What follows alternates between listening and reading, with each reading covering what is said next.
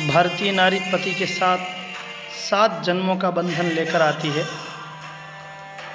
पति को परमेश्वर मानती है, परंतु एक तरफ पति धर्म और दूसरी तरफ राष्ट्र धर्म हो तो राष्ट्र धर्म को सबसे ऊपर मानने का सर्वोच्च उदाहरण है जालोर की हीरादेह।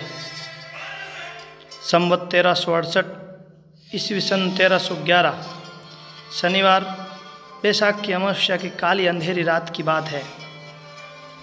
जालोर दुर्ग के एक घर में गृहिणी हीरादेह अपने पति की प्रतीक्षा में बैठी थी कि अचानक तेज कदमों से वीका दैया तेज और सशंक चाल से आकर घर में घुसा और अंदर से सांकड़ चढ़ा दी।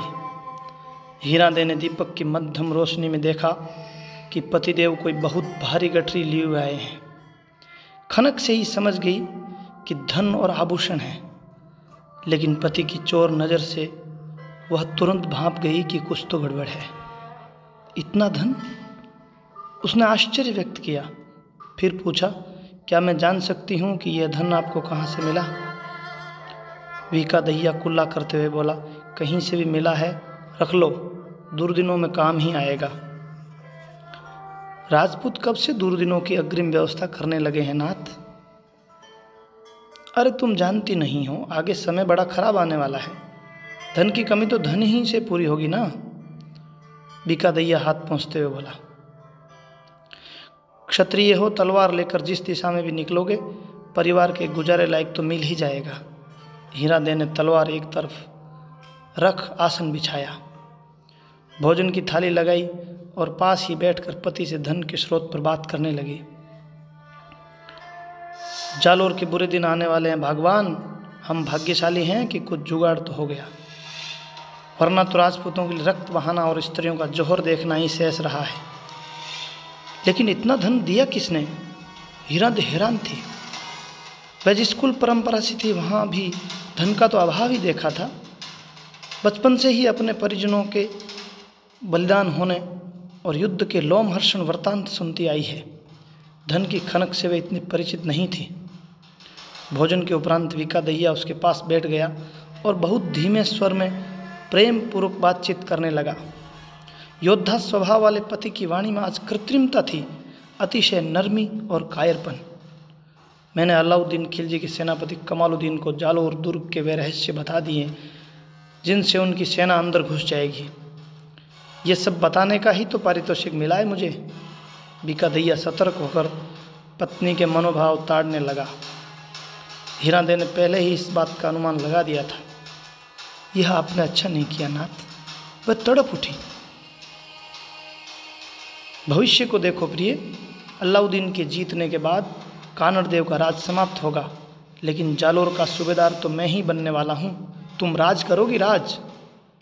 धिक्कार है ऐसे ऐश्वर्य को जो मातृभूमि से द्रोह कर प्राप्त किया जाता है। वह धन नहीं, जहर हैं जो अपनों को धोखा देकर प्राप्त किया जाता है। हे प्रभु, यह अच्छा नहीं हुआ। वीका दैया बेपरवाह और मौन दिख रहा था। उसे अपनी पत्नी से ही आशा थी, लेकिन विश्वास था कि वह मान जाएगी। हीरादेह बोली, क्या कोई ऐसा उपाय नहीं है कि हम इस पाप से बच जाएं?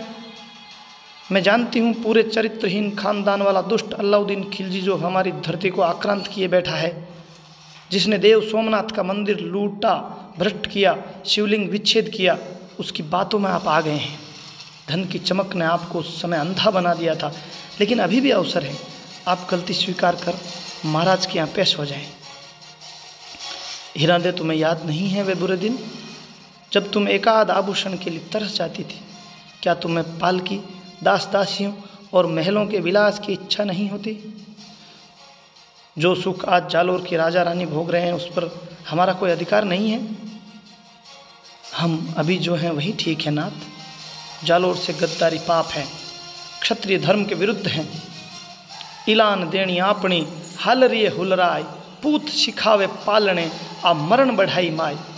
क्या आपकी माता ने आपको नहीं सिखाया? उसका दूध आप लज्जित करोगे? जालोर का क्या बिगड़ेगा? आज सोनगरा चौहान राजा है, कल दैया होगा। हीरादेह ने वास्तव में बहुत अभाव देखा था, लेकिन ऐसे वैभव की तो उसने कल्पना नहीं की थी। वह समझ गई इसकी बहस करना व्यर्थ है। अब समय नहीं है, विनाश पल पल पास आ रहा है।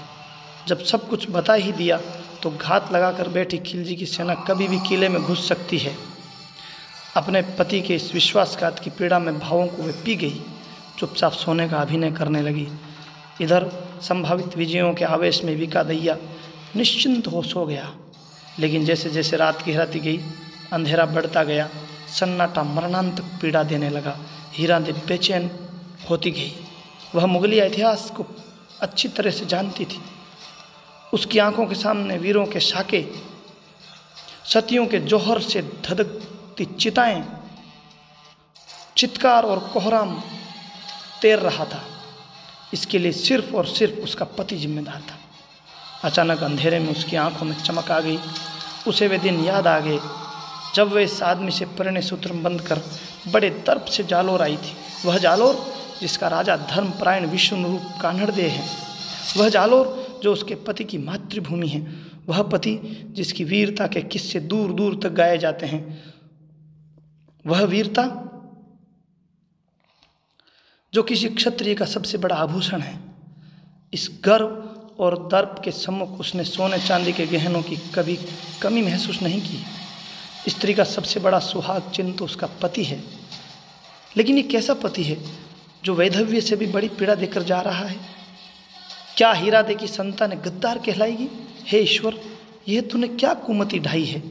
इस घृणित कर्म के लिए मेरे पति को ही क्यों तैयार किया? आखिर वह कौन सी घड़ी थी जब जिसे यहाँ की प्रजा अपना रक्षक मानती थी, ये उसी का भक्षक बनने जा रहा है? जिस महाराज का इन पर अटूट विश्वास है, ये उसी को तोड़ने जा रहे हैं? नहीं, मेरा पति ऐसा नहीं हो सकता। चाहे कोई कितना ही प्रिय हो, लेकिन देश धर्म से दुश्मनी करने वाले से नाता नहीं रखा जा सकता। तो क्या भाग जाऊं? मगर मैं क्षत्राणी हूँ, राजपूत की डिकरी हूँ, क्षत्रियोचित आचरण ही करूँगी। कान्हड़देव प्रबंध के कवि पद्मनाभ लिखते हैं, हीरा देवी भणई चांडाल सुमुस देशाड़ई तू काल इसों बोल हीरा दे भणियों सेजवाल त्रंबालू हणियों। अर्थात विधाता आज कैसा दिन दिखाया है कि इस चांडाल का मुंह देखना पड़ रहा है। वह निश्चय करके उठी। इस बार उसके पैरों में बिल्कुल भी डगमगाहट नहीं थी। उसके हाथ जरा भी न कांप रहे थे। पास में रखा तांबे का भारी घड़ा उठाकर विकादैया के सिर पे दे मारा। वार भरपूर था। योद्धा हुआ तो क्या हुआ, था तो गद्दार। जैसे तैसे उठने को हुआ कि हीरा ने घातक मार से उसे परलोक पहुंचा दिया। आधी रात को महल में हलचल हुई। 2 मसालची और एक सैनिक के साथ महाराजा कान्हड़देव उठकर प्रोल में आए। उन्होंने देखा घूंघट काटे विकादैया की पत्नी हीरादेवी शांत भाव से सामने गर्दन झुकाए खड़ी है। सारी बात जानकर धीर गंभीर महाराज तुरंत समझ गए कि सामने जो देवी है वह जो करके आई है वैसा इतिहास में आज तक न हुआ है और न होने की संभावना है। वे झुके, दोनों हाथ आगे करके उस महामानवी के चरणों की धूलि मस्तक से लगा बैठे। वीरता केवल युद्ध भूमि में दिखने वाले रक्तपात तक सीमित नहीं है। उत्सर्ग केवल लड़ाई में शीश कटाने तक ही नहीं है। क्षत्राणी की जीवन की परीक्षाएं केवल पति को युद्ध में भेजने तक ही समाप्त नहीं हो जाती। हे भारत भूमि, तूने देखा होगा अमावस की काली अंधेरी रात में एक पत्नी ने हजारों योद्धाओं की अकाल मृत्यु को टालने के लिए अपने ही सुहाग को समाप्त कर दिया। एक परम निर्दोष नारी ने लाखों महिलाओं की अस्मिता बचाने को अपने ही पति की बलि दे दी। एक भोली भाली अभाव में जीती भारतीय महिला के सामने आए स्वर्ण रजत की अथाह राशि को ठोकर मार ताम्र पात्र से देश के गद्दार को उड़ा दिया। यद्यपि विकादैया की गद्दारी ने जालोर को पतन के मुख की ओर धकेल दिया था, परंतु एक वीरवृत्ति नारी ने उसको मृत्युदंड देकर सिद्ध कर दिया कि पति परमेश्वर तो राष्ट्र सर्वेश्वर। पति धर्म से भी राष्ट्र धर्म बड़ा है और सबसे बड़ा। इतिहास तुम्हें भुला सकता है माँ, लेकिन राष्ट्र की चिति पर अमिट संस्कार बनकर अपने पराक्रम से सदैव सदैव के लिए महकती रहोगी माँ। हे माँ, तुम्हें नमन है माँ, नमन।